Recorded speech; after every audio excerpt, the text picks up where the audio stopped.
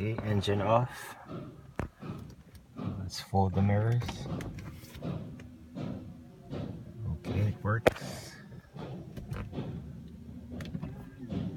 Now I'm gonna start the engine and we'll see if it's gonna fold.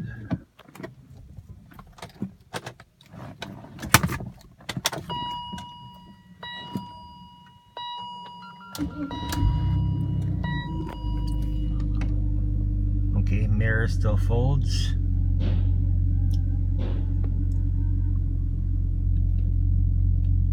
Oh, now it won't fold back. There we go.